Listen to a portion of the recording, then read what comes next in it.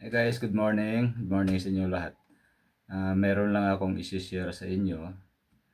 Sa panahon ngayon, hindi na kasi natin maiwasan yung mga pagtaas ng mga bilihin.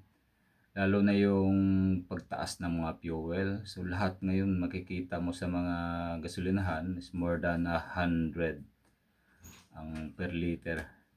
Lahat ng mga klase ng fuel. So, obvious na merong papasok na talaga na crisis. O kaya pumasok na yung crisis sa atin. So, bilang isang Pilipino, so meron na akong i-share na initiative na para makatulong rin kahit na papaano o konti.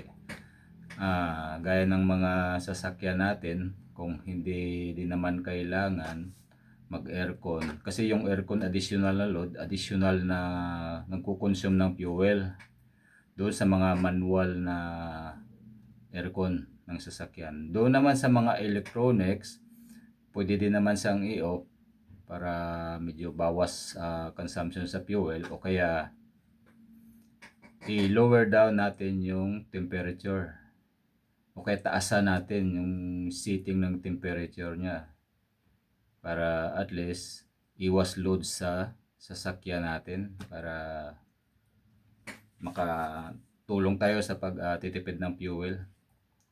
At saka hindi lang naman fuel kasi nagsitaasan ngayon eh. So marami.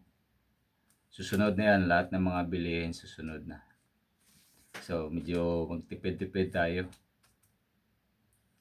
Okay. So yan lang, sana makatulong tong tips na to, kahit na simpleng tips lang. Good morning ulit.